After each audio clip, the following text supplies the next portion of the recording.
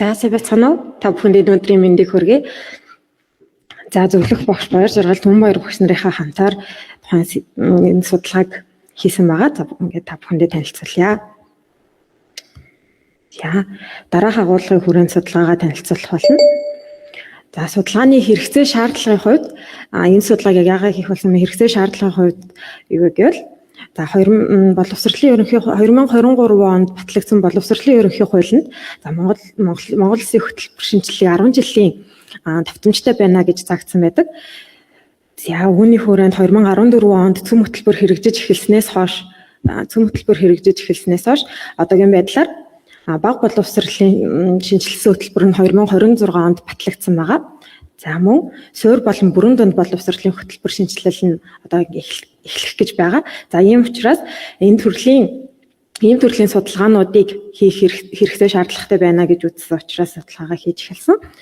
За энэ дээр Монгол Улсын 2014 онд Монгол Улс цөм хөтөлбөрийг Кембрижийн олон улсын хөтөлбөр дээр суйрлан шинжилсэн байдаг. За тэгээд 2014 оноос хойш Монгол Улсын хөтөлбөр болон Кембрижийн олон улсын хөтөлбөрийн шинжилэл сайжруулалтыг дараах хүснэгтээр харуулсан байна. За энэ дээр Монгол Улсын хөтөлбөр нь 2019 онд цөм хөтөлбөрийн залгамж холбоог сайжруулах зорилготойгоор нэг удаагийн шинжилэл хийгдсэн бол за Кембрижийн хөтөлбөрийн за extended болон ASN level-ийн хөтөлбөрүүд нь дараах онуудад тус бүр 4 удаагийн агуулга болон үнэлгээний системд өөрчлөлтүүдийг оруулсан байсан. За ийм учраас хөтөлбөрийн харьцуулсан судалгааг янз бүрийн төвшөнд судлах нь боловсрол судалгааны чухал асуудал. За тийм учраас тухайлбал хөтөлбөрийг бусад улс орнуудын хөтөлбөртэй болон өмнөх хөтөлбөрүүдтэй харьцуулан судлах. За энэ дээр батлагдсан болон заагдсан хүрсэн буюу суралцсан хөтөлбөрүүдийг хооронд нь харьцуулах. За мөн арга зүй контекстийн шинж чанар үнэлгээний даалгаврын бүтэц гэх мэт олон шинж чанараар нь хооронд нь харьцуулан судлах хэрэгтэй. За ийм учраас судалгааныхаа зорилгыг Кембрижийн олон улсын хөтөлбөр болон Монгол Улсын бүрэн дунд боловсролын математик хөтөлбөр дэх альгебр бүлгийн харьцуулсан судалгааг хийхээр төвшүүлсэн байгаа. За хоёрдугаар нь анализ хэсэгт нь олон улсын сурагчдын үнэлгээ PISA-гийн үр дүнгээс үзэхэд математикийн хөтөлбөрийн амжилтанд буурч байна. За гэвч нөгөө тал нь бол 21-р зууны нийгэм эдийн засаг технологийн хурдтай хувьслан боловсролын системийг одоо ингээд цаг алдалтгүйгээр тасралтгүй шинжлэгдэж байх ёстойг шаардсан. За ийм учраас хэрв сургалтын агуулгын нийгмийн хувьсаа өөрчлөгдөж буй хэрэгцээтэй уялдуулан шинжлэхгүй бол агуулгын хоцрогдол болон сурагчдын бүтээлч байдалд ирээдүйд хөгжих боломжийг хязгаарлах эрсдэлтэй байгаа юм аа. За мөн ялангуяа эдийн засаг автоматжил болон хиймэл оюун нь одоо ажлын байрны шинж чанарыг бол үндсэндээ өөрчилж байгаа. За хүмүүсээс уламжлалт тооцоолол гэхээс илүүтэйгээр нарийн төвөгтэй асуудал шийдвэрлэх математик даргачлалыг ашиглан дүн шинжилгээ хийх дээд эрен бие чадваруудыг шаардах болсон. За ийм учраас за хөтөлбөрийг 3 төвшөнд ангилдаг. За батлагдсан хөтөлбөр, заагдсан хөтөлбөр, хэрэгцэн буюу сурсан хөтөлбөр гэж 3 төвшөнд ангилдаг. За энэ дээр батлагдсан хөтөлбөр гэдэг нь бол тухайн улсын боловсролын бодлогын төвшөнд аль биесээр батлагдсан сурагчдын эзэмшүүл зохиох мэдлэг чадварыг хангахыг тодорхойлсон үндсэн бичиг баримтыг хэлж байгаа. За энэ OECD буюу эдийн засгийн хамтын ажиллагаа хөгжлийн байгууллагын баримт бичгийн шинжилгээний арга, портрийн агуулгын шинжилгээний арга зүй, за хөндлөн болон босоо шинжилгээний арга, Блумын таксоном гэх эдгээр арга зүйгээр бол шинжилдэг. За заасан хөтөлбөр гэдэг нь батлагдсан стандарт баримт бичгүүдийг багш нар анги танхимд боддоор хэрхэн зааж хэрэгжүүлж байгаа үйл явц. За үүнийг бол багш нарын асуулгах судалгаа, ярилцлагын судалгаа, хичээлийн судалгаа, сурах бичгийн шинжилгээ, сургалтын материалын агуулгын шинжилгээ гэх мэт арга зүгээр бол судалдаг. За хөрсөн хөтөлбөр гэдэг нь бол сургалтын үйл явцын эцэст сурагчдын эзэмшсэн мэдлэг чадварыг мэдлэг чадвар болон суралцсан үр дүн хэлдэг. За үүнийг сургалтын амжилтын үнэлгээ, за олон улсын чанарын үнэлгээний судалгаа, за үүнд нь PISA, TIMSS-ийн үр дүнгууд орж байгаа. За чанарын болон тоон судалгаа гэх мэт арга зүгээр судалдаг.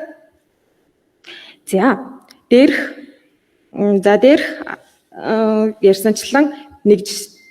ярьсанчлан үүний нэг жишээ судалгаа нь бол сургалтын хөтөлбөрийн агуулгын залгамж болон 21-р зууны чадамж гэсэн судалгаа байсан. За энэ нь бол эдийн засгийн хамтын ажиллагаа хөгжлийн байгууллагын боловсрал ба ур чадварын ирээдүйн 2030 төслийн хүрээнд гишүүн орнуудын хөтөлбөрийг 21-р зууны чадамжуудтай харьцуулан судалгаа хийсэн байсан. За энэ дээр 21-р зууны чадамж гэдэгт нь юу орох вэ гэхлээр за сурагчдын бүтээлч байдал таатай ажиллах чадвар доктортой хөгжлийн бодлого гэх мэтчлэн эдгээр 13 чадамжийн хүрээнд гишүүн орнууд болох 34 гишүүн орнуудын дунд харьцуулсан судалгааг хийсэн судалгаа байсан. За ингээд миний судалгааны хувьд болвол за бид нэр ахлах ангийн хөтөлбөрийг буюу 10-аас 12 дугаар ангийн хөтөлбөрийг судлахаар зорьсон байсан боловч за юуны Кембрижийн extended хөтөлбөр нь бол 9-аас 10 дугаар ангид суралцдаг байсан учраас тэндээс нь зөвхөн 10 дугаар ангийн хөтөлбөрийг ялган авах боломжгүй байсан учраас бид нэмж 9-р ангийн суурь боловсролын 9-р ангийн хөтөлбөрийг нэмж судлах шаардлагатай болсон. За ийм учраас бүрэн дунд суурь боловсролын 9-р анги болон бүрэн дунд боловсролын 10-аас 12 дугаар ангийн хөтөлбөр 19 онд батлагдсан хөтөлбөрүүд болон за Кембрижийн олон улсын AS and A-level-ийн математикийн Pure 1, Pure 3 хөтөлбөр, за IJSC extended хөтөлбөрүүдийг хооронд нь харьцуулж судалсан байгаа. За өгөгдөл цуглуулах аргуудын хувьд бол Монгол улсын болон Кембрижийн хөтөлбөрүүдийн алгебр бүлгүүдийн агуулгыг нь жагсааж бичвэл за эдгээр Монголын хөтөлбөрт бол 11 агуулга, за Кембрижийн хөтөлбөрт бол эдгээр 9 агуулга багтсан байсан. За дараа нь тухайн агуулгынхаа суралцахын зорилтуудыг алгебр бүлгийн суралцахын зорилтуудыг танин мэдхийн Блумын таксономийн танин мэдхийн 6 төвшингээр ангилсан. За тэгээд тухайн суралцахын зорилт нь танин мэдхийн тодорхой төвшөнд хамаарч байх юм бол нэг, за хамаарахгүй бол тик гэсэн утгыг оноож дараах байдлаар цуглуулсан байгаа. За энэ дээр бол Монголын хөтөлбөр дэх суралцахын зорилтууд нь нийтдээ 106 суралцахын зорилттой байсан. За мөн Кембрижийн хөтөлбөр нь бол нийтдээ 63 суралцахын зорилттой байсан. За цуглуулсан өгөгдлөө хэрхэн боловсруулах арга зүйн хувьд бол Porter матрицийн хамаарлын индексийг олох томьёо ашиглан олсон байгаа. За энэ дээр хамаарлын индексийг олох томьёо маань байна. За хамаарлын индекс нь тгээс нэгийн хооронд гарах ба энэ нь нэг рүү ойртох тусмаа за агуулгын зүг рүү багтай байна гэж үзэж байгаа. За судалгааны үр дүнгийн хувьд бол Монгол болон Кембрижийн хөтөлбөрүүдийн суралцахын зорилтуудыг Блумын таксономийн танин мэдхийн 6 төвшингээр нь харьцуулан судалж үзэхэд хамаарлын индекс нь 825 буюу 25 гарч байсан. За энэ дээр өмнөх хэлсэнчлэн томьёогоо ашиглан цуглуулсан өгөгдөл дээр дүн шинжилгээ хийсэн байгаа. За мөн өгөгдлөө цуглуулад судалгаа хийж байх явцад хөтөлбөрүүдийн ялгаатай талууд нь ажиглагдсан. За энэ нь бол Кембриж олон улсын хөтөлбөр нь шат дараалтайгаар шинжлэгдэх явцдаа шинжлэгдэх явцдаа өөр хөтөлбөр рүү шилжсэн хөтөлбөрүүд байсан. За жишээлбэл энэ дээр матриц гэдэг бүлэг сэдв бол extended болон pure 1, pure 3 хөтөлбөрүүдэд байгаагүй. За илүү гүнзгийрүүлсэн төвшин рүү шилжсэн байсан. За хоёрдугаарт нь бол суралцахын зорилтууд дээр Кембрижийн хөтөлбөр бол маш нарийн дэс дараалтайгаар суралцахын зорилтуудыг дэвшүүлсэн байсан бол Монгол хөтөлбөр ерөнхий нэлээд тойм байдалтайгаар суралцахын зорилтуудыг дэвшүүлсэн байсан.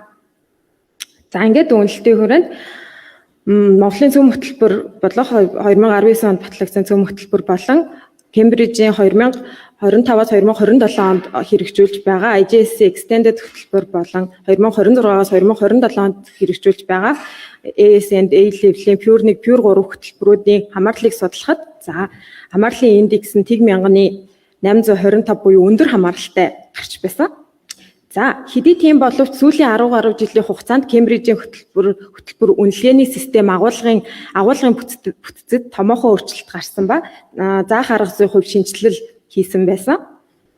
За энд цаашдын судалгаанд хэрэгжүүлэх хэрэгцсэн хөтөлбөр болон хэрэгцсэн хөтөлбөр дээр судалгаа хийхдээ за тухайлбал үнэлгээний даалгавар болон сурах бичиг, сургалтын материал, даалгаврын олон талын шинжилгээ хийх нь чухал юм аа. За энэ дээр хүн алгебр бүлэг сэдв дээр шинжилгээ хийсэн бол за үргэлжлүүлэн бусад бүлгүүдийн хувьд харьцуулсан шинжилгээг хийх нь чухал юм аа гэсэн дүгнэлтэнд хүрсэн байгаа. За ингээд том зүйл болно. Тэгэд анхаарал татсанд баярлалаа.